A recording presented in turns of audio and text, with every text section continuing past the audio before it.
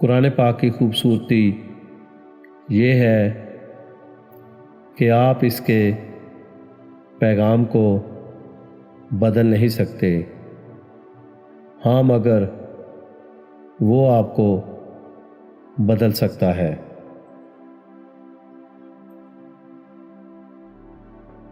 جس کے ہاتھ میں قرآن ہو، زبان پر اللہ کا کلام ہو، نہ وہ دل بے سکون ہو سکتا ہے اور نہ وہ ہاتھ خالی ہو سکتا ہے۔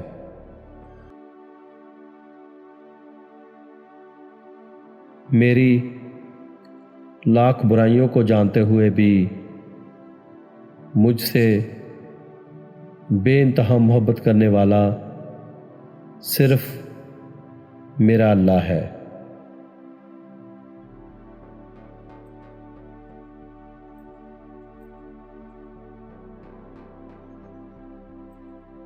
کل کی فکر مت کرو۔ جس رب نے آج تک سنبھال لیا ہے وہ آگے بھی سنبھال لے گا۔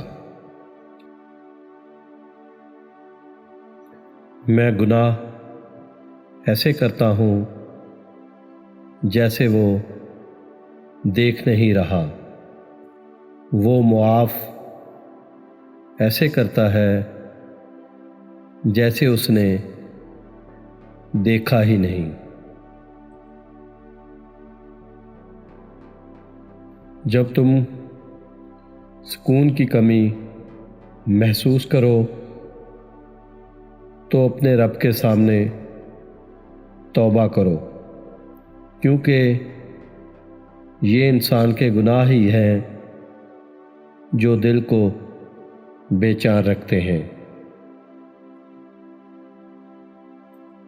لوگ جتنا بھی دل دکھائیں، یہ یاد رکھا کریں کہ جب اللہ کے بندے ہمیں توڑتے ہیں تو ان کا توڑنا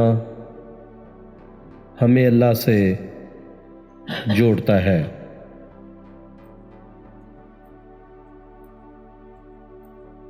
حضرت محمد صلی اللہ علیہ وسلم امت کے لیے راتوں میں اتنی دیر تک کھڑے ہو کر عبادت کرتے کہ ان کے ٹخنے سوج جاتے، اور آج کی امت اتنا سوتی ہے کہ آنکھیں سوج جاتی ہیں۔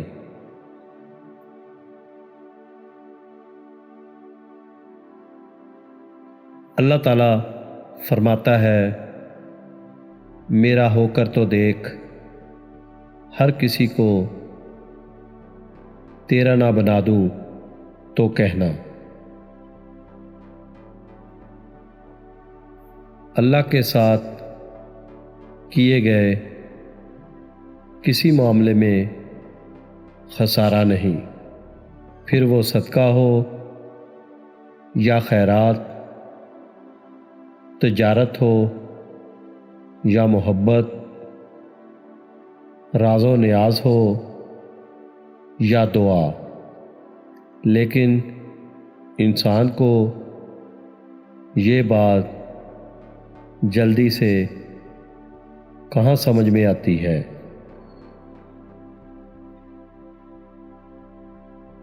جس نے سکھ میں شکر ادا کیا اس نے دکھ میں رب کو بہت قریب پایا۔ مایوسیاں محسوس ہونے لگیں تو مہربانیاں گننا شروع کر دیں۔ اللہ کی محبت کی مٹھاس محسوس ہونے لگے گی اور دل سکون سے لبریز ہو جائے گا۔